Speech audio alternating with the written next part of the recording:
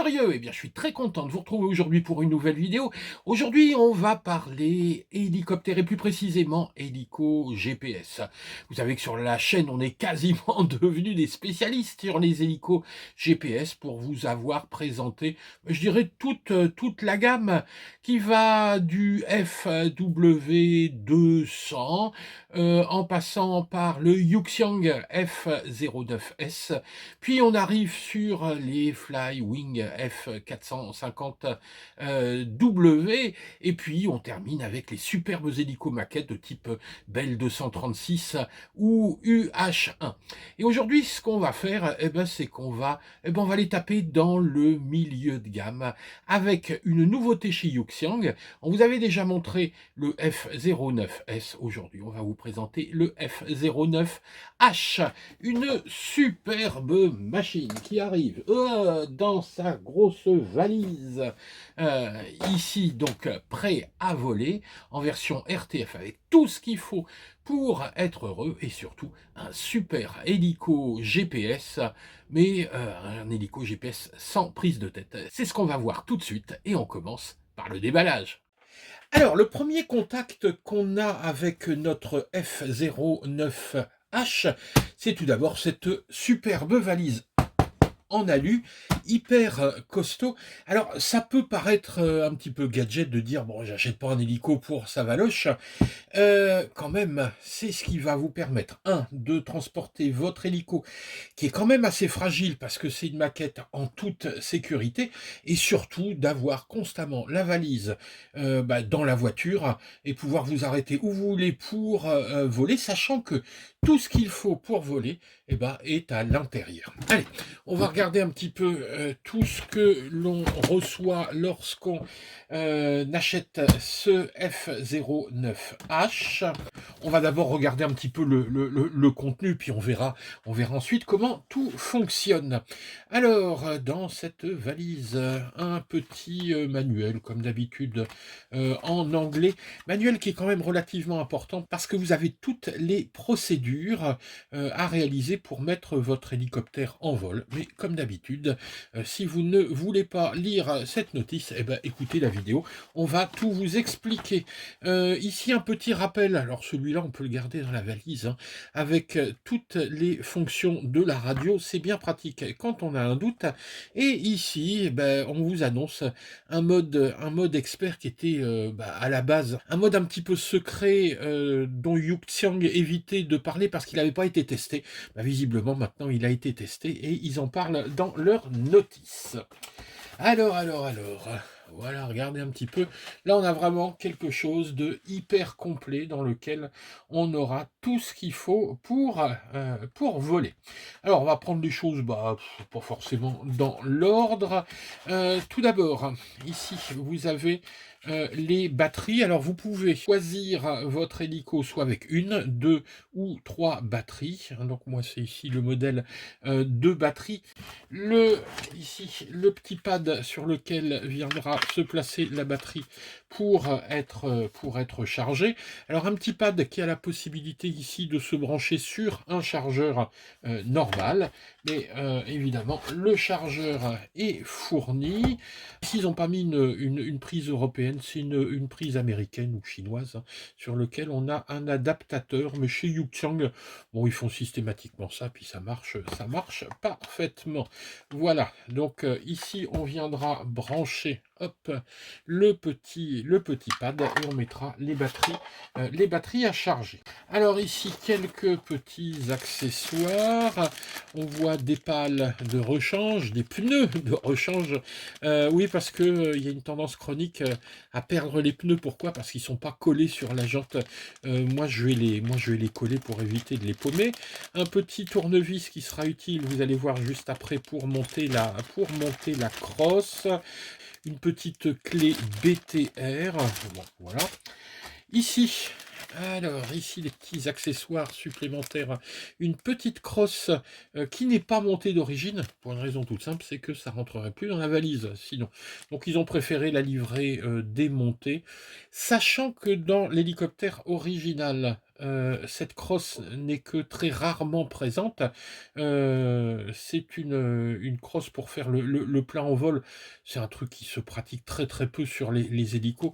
Donc moi, j'ai cherché des photos, on le voit quasiment jamais avec cette crosse. Donc je pense pas, je vais la monter juste après, hein, pour vous la montrer, mais ensuite à terme, je l'installerai pas. On a également le petit phare, d'approche, qui se branchera, hop, sur les petites batteries ici. La radio, bien évidemment. Hop, donc la radio avec ses protections en mousse. Voilà, ici. Donc une jolie radio, qui, ouais, hein, c'est sérieux, hein, c'est vraiment du bon matériel. Donc on va voir ensuite, hein, en détail, toutes les fonctions de cette radio. Qu'est-ce que j'ai d'autre ici? Là, il n'y a plus rien. Une petite, hélice ici pour, le moteur d'anticouple. Donc, une hélice d'anticouple quadripale. Sur le modèle précédent, le F09S, on avait une bipale. Et puis, bah, voilà, hein, j'ai gardé, hop, la petite beauté pour la fin. Voilà notre Black Hawk F09H. Il a de la gueule, hein. Il a vraiment de la gueule, cet hélico. Bon, je vire vite fait la valise, et puis on revient tout de suite sur le matériel. Je vais également installer la petite crosse. On se retrouve tout de suite. Voilà, j'ai installé la petite crosse, ici de ravitaillement. Euh, bon, ça m'a pas l'air quand même très très solide, cette histoire.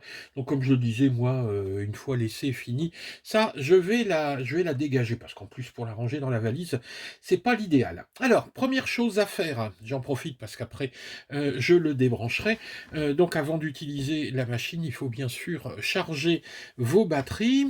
Alors, donc voyez comment ça se présente. Ici, le petit pad est branché sur le chargeur et lorsque vous arrivez au bout, voilà, ça y est, ma batterie est chargée, il vous indique full, donc pas la peine d'espérer de voir quoi que ce soit clignoter, il n'y a pas à s'inquiéter.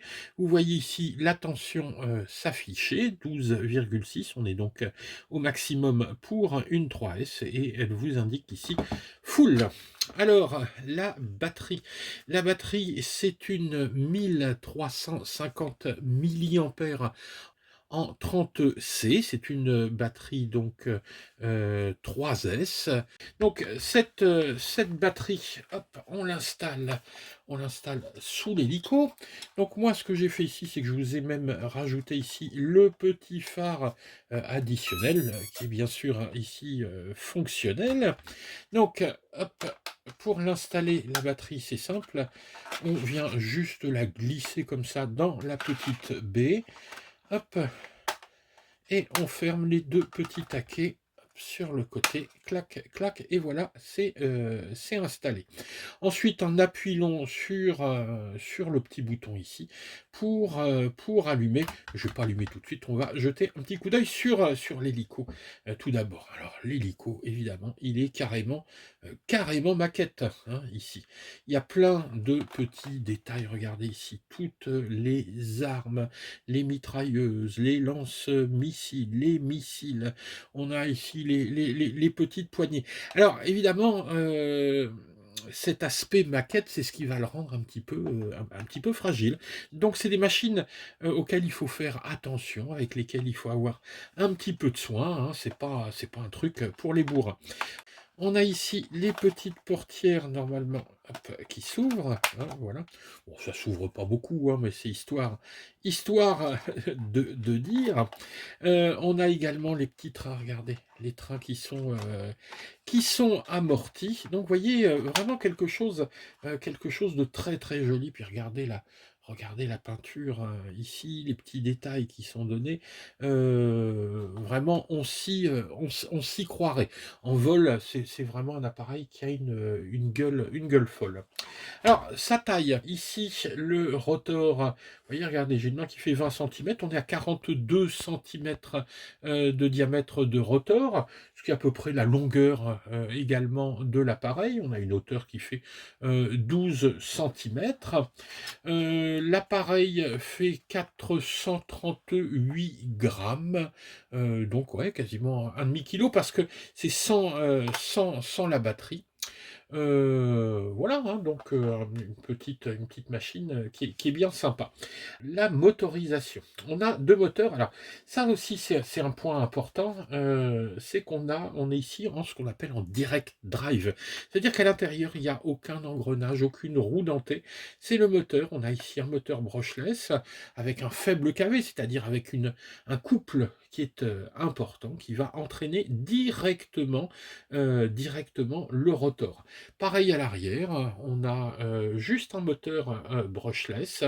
Donc à l'avant, le moteur c'est un 40-04, alors qu'on a un 11-04 à l'arrière, mais cette fois-ci là avec un très fort kV, ça veut dire une hélice qui va tourner très très vite et surtout réagir très vite. Les cerveaux là-dedans. Alors les cerveaux, évidemment, on va pas les voir parce qu'il faudrait ouvrir la coque. Et là, croyez-moi que ouvrir la coque là-dessus, regardez le nombre de vis qu'on a là-dessus, ça risque d'être quelque chose de bien meumeux à faire. Donc je vais pas l'ouvrir juste pour vous montrer les cerveaux. Les cerveaux sont des 4,3 grammes. Ils sont à pignon métal, ils sont numériques, c'est-à-dire qu'on a des cerveaux ultra rapide, ultra réactif, avec, il nous annonce des valeurs de 60 degrés obtenues en 0,05 millisecondes. Ouais, j'ai un doute, je pense que c'est plutôt en 0,05 secondes, hein, donc en 5 millisecondes, 60 degrés, c'est ultra rapide. Donc ça permet de la réactivité, puis surtout de la précision au niveau du vol. Donc voilà un petit peu pour l'aspect général de cet appareil. Maintenant, voyons un petit peu son fonctionnement. Alors, je vous ai dit, hein, tout d'abord, charger la batterie. La batterie, ça prendra à peu près 75 minutes si vous utilisez ce chargeur-là. Si vous utilisez votre chargeur, bah, comme d'habitude, hein, 40-45 minutes de charge. On a une autonomie de vol qui est à peu près de 9 à 12 minutes. Alors là, ça dépend vraiment de la façon dont vous allez voler. Si vous faites des translations rapides à toute bourre pendant tout le vol, ouais, vous serez en dessous de 9 minutes. Par contre, si vous faites du vol pépère avec des petites translations et puis des stations, là, 12 minutes, moi je l'ai testé, hein, 12 minutes, ça les fait sans problème. Les pales aussi, j'oubliais, sont des pales en nylon plus fibre de carbone. Donc on a quelque chose qui a une bonne rigidité, c'est vraiment pas du plastoc, hein. Donc on a vraiment une bonne tenue dans le temps, une bonne résistance au choc. Donc ça c'est vraiment pas mal. On va passer maintenant à la radio, et puis ensuite on l'allumera. On va pas le faire voler ici, hein, dans la maison, quoi qu'on on pourrait, vous allez voir, hein, il est vraiment prévu pour voler dehors et dedans, il y a des systèmes différents qui le permettent. Alors, la radio, tout d'abord, la radio, c'est une radio qui fonctionne avec de la télémétrie. Ça veut dire que cette radio, elle envoie des informations à l'hélicoptère, mais l'hélicoptère envoie également des informations à la radio. Alors on va l'allumer, hein, cette radio pour se rendre compte. Voilà. Donc ici, on a un écran LCD sur lequel je vais revenir, et puis un certain nombre de petits boutons. Bah, tout d'abord, on va en parler un petit peu si vous êtes débutant, les différents sticks. Donc ici, on est dans ce qu'on va appeler une radio en mode 2, ça veut dire qu'ici, vous aurez monter, descendre, vous aurez ici, vous inclinez vers la droite, vous inclinez vers la gauche, vous inclinez vers l'avant, vous inclinez vers l'arrière. Donc en s'inclinant vers l'avant, je vais vers l'avant, m'inclinant à droite, je vais à droite. Donc ici, je monte, je descends. Et puis enfin, droite et gauche ici, l'appareil va tourner sur lui-même. Donc ça, c'est ce qu'on va appeler le mode 2. Dans le mode 1, au contraire, monter, descendre va se trouver ici. Et là, ce sera incliné vers l'avant, incliné vers l'arrière. Les petits switches, les petits switches ici sont importants parce que c'est eux qui vont vous permettre de gérer la totalité de votre vol. Alors tout d'abord, le premier switch, alors quand on décollera, il sera lui normalement abaissé, ça veut dire que ici le moteur est bloqué, il ne peut rien vous arriver. C'est la sécurité.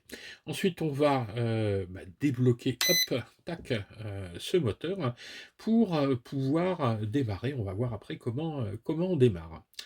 Ici, sur la droite, le petit bouton qui va décider de la façon dont vous allez voler. Alors, si vous mettez votre switch en haut, votre hélicoptère va se stabiliser en utilisant, hop, je vais vous le montrer euh, ici, un petit capteur qui est un capteur optique. C'est ce qu'on appelle le flux optique, c'est-à-dire que jusqu'à peu près 6-7 mètres à peu près, hein, le petit flux va repérer ce qui se passe au sol et s'aligner systématiquement sur des repères au sol. Alors évidemment, plus il y aura de contraste sur le sol, mieux ce sera, plus l'hélicoptère pourra se stabiliser. Donc ça, en général, c'est ce qui se passe quand on vole en intérieur, si vous voulez, dans un entrepôt, dans un gymnase, etc., ou dans la salle à manger, hein, si vous êtes vraiment cinglé. Il utilisera ce système-là pour se maintenir en position. Il y aura évidemment un capteur barométrique qui décidera également de maintenir l'altitude, mais on aura quelque chose d'extrêmement stable. Donc ça, c'est la première possibilité, donc c'est en flux optique. La seconde, hop, ici, on passe en GPS, c'est-à-dire que là, on a une antenne GPS à l'intérieur, et donc le GPS va repérer les satellites et donner la position de l'appareil, ce qui va lui permettre de rester extrêmement stable, mais aussi de revenir à son point de départ.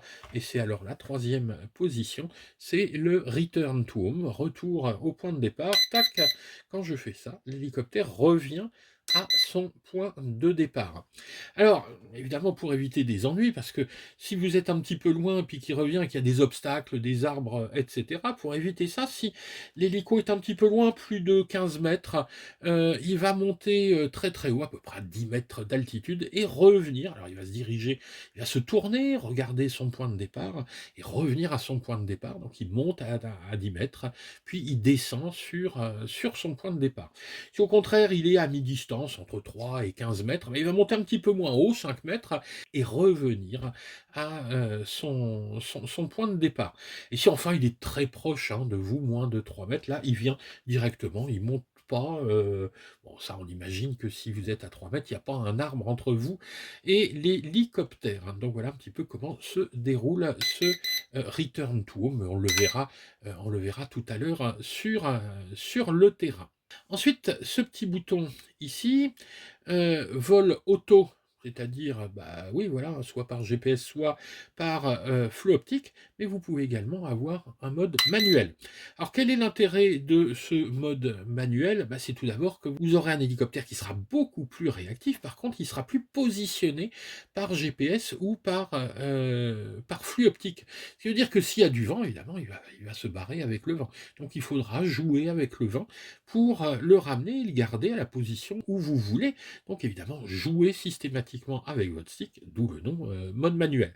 Donc le mode manuel, quand même, ici, il reste stabilisé, ça veut dire que l'hélicoptère revient toujours à l'horizontale.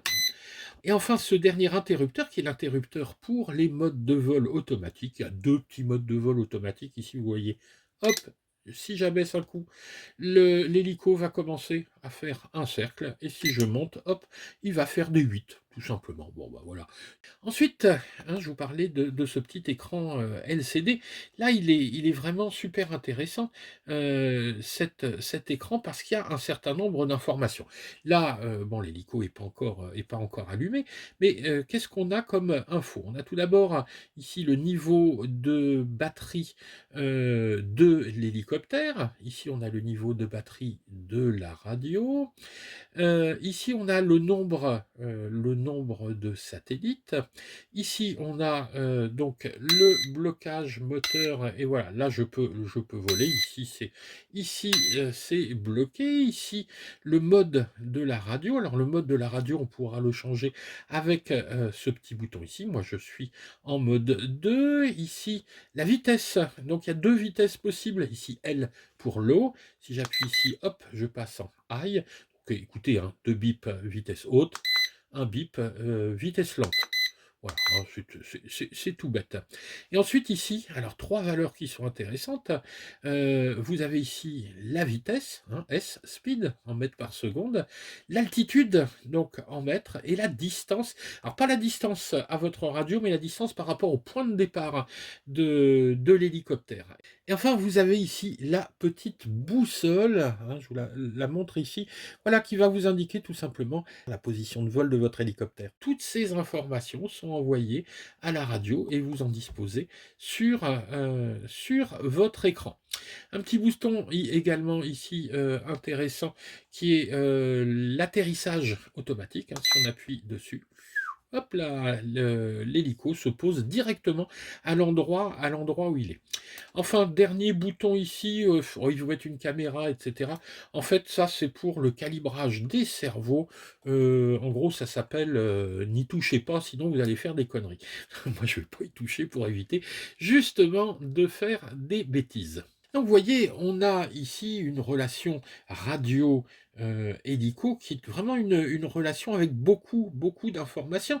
Sera également le cas avec la batterie.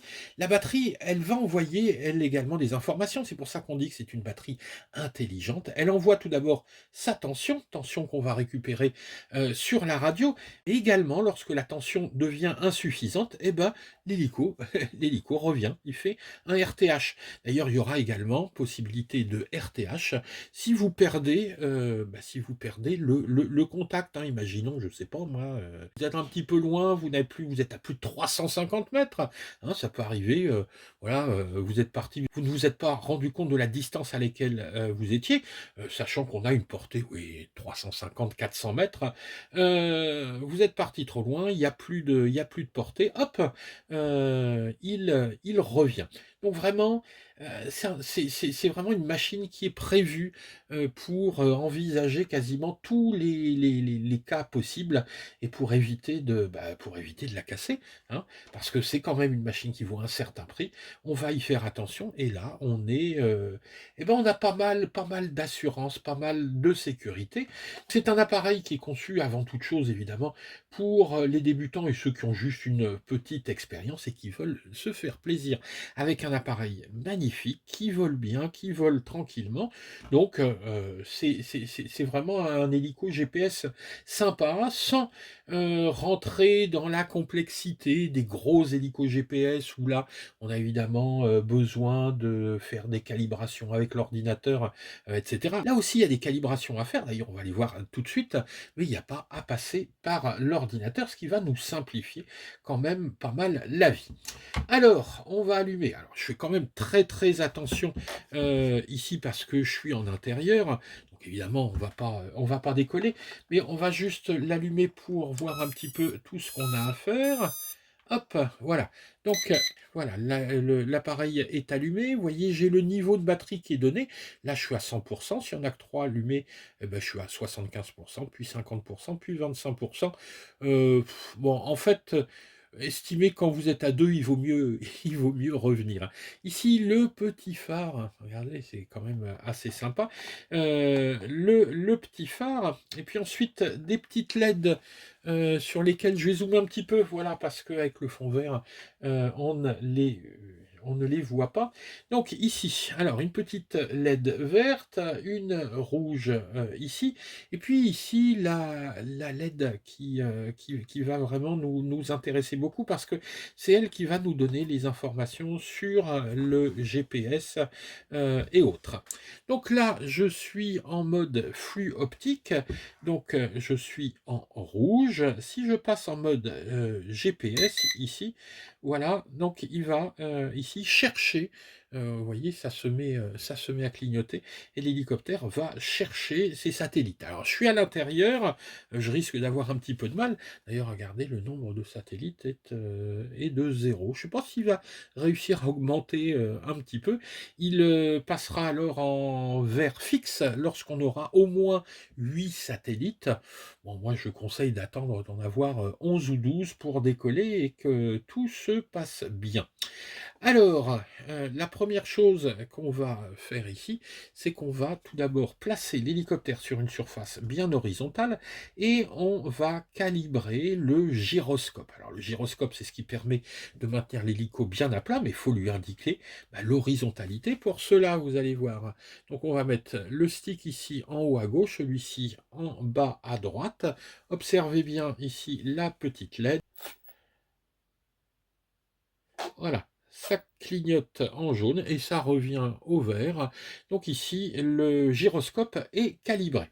Ensuite, il va falloir calibrer, cette fois-ci, le compas. Alors, pour calibrer le compas, c'est dans l'autre sens. C'est-à-dire qu'ici, on va faire comme ça. Hop, voilà. Et là, on voit que ça se met à clignoter en jaune. Ici, vous voyez, ça clignote en jaune. Donc la première chose à faire, c'est qu'on va faire tourner l'hélico sur lui-même jusqu'à ce que ça change. Alors je ne sais plus exactement ce que ça nous fait. Voilà, donc je suis passé maintenant en vert clignotant rapide. Et là, je vais le mettre à la verticale. Je vais mettre, pour que ce soit plus pratique, mes pales comme ça. Et je vais le faire tourner sur lui-même. Hop. Jusqu'à ce qu'il se remette à clignoter lentement. Hop, voilà. Ça y est. Donc le compas est calibré. Là, il est toujours en recherche de ses satellites. Ce qu'il ne va pas trouver. Hein, Ah, quoique, regardez. Je suis à 4. Hein, il va peut-être réussir à les trouver dans la maison. Bon, à l'extérieur, ça prend une petite minute. Et puis de toute façon, dès que les satellites sont trouvés, il y a un petit bip qui se déclenche. Donc là, je vais passer en flux optique. Et puis, donc pour allumer le moteur, comment je vais faire? C'est que je vais mettre les deux sticks ici sur le côté. Et pour l'éteindre, au contraire, les deux sticks vers l'intérieur. Alors, hop, je vais faire quand même un peu attention. Hop, voilà. Donc là, évidemment, on est au ralenti. Hein. Et puis, donc, hop, voilà. Et là, j'éteins le moteur. Hop. Voilà, donc évidemment, un appareil qui, au ralenti hein, au moins, hein, est relativement silencieux. Il fait un petit peu plus de boucan lorsqu'il est en vol. On va voir ça juste après. Dernier petit point, c'est la possibilité d'une option intéressante. Moi, je l'ai testé sur le F09S, c'est la possibilité de mettre à la place du phare ici une petite caméra FPV. Alors, c'est une petite caméra en 800 TVL avec un petit émetteur vidéo en 25 milliwatts, ce qui permet de faire un petit peu de FPV. Bon, allez, regardez, je vous mets quelques images que j'avais fait avec le précédent. De toute façon, c'est exactement le même module. Bon, c'est d'une qualité amusement, on va dire. Hein. Ça permet de piloter. Ouais, ça permet vraiment de piloter en FPV l'appareil, mais bon, il y a quelques interférences. Mais bon, ça a le mérite d'exister, ça a le mérite de fonctionner, mais il le propose ici en option. Donc voilà pour la découverte de ce petit F09 H Black Hawk. Oh là là, qu'est-ce qu'il est beau, qu'est-ce qu'il est beau! Et je vous garantis, c'est vraiment une merveille à faire voler. Alors, avant, justement d'aller le voir voler, si la vidéo vous a plu, hein, vous mettez un petit pouce vers le haut, pensez à vous abonner. Je vous mets le lien vers notre partenaire RC Going. Et je remercie tout particulièrement Ben, sans lequel ces essais, on ne pourrait pas les faire, hein, parce que on n'a pas les moyens de faire venir tous les hélicos GPS qu'on vous présente. Allez, on part maintenant tout de suite vers le terrain. Et puis, on se retrouvera très bientôt pour de nouvelles aventures. Allez, ciao les gars!